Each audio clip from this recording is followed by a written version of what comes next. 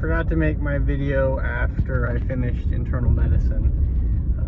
So internal medicine ended,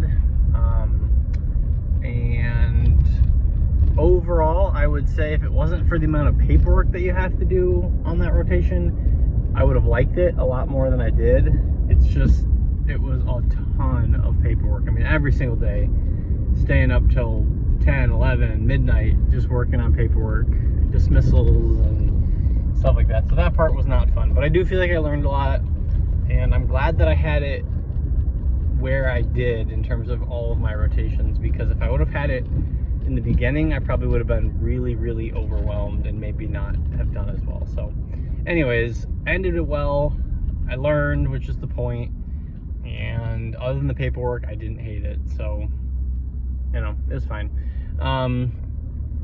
And the biggest thing with that rotation is having to do what they call the SOAP assignments, which is where you essentially take a case, you write about it, you write, you know, what your assessment is of what's going on, your plan, and, you know, just kind of dissecting the whole case. They're always long when you write them up, but I would say like 20-ish pages, I think, is probably like a pretty big one.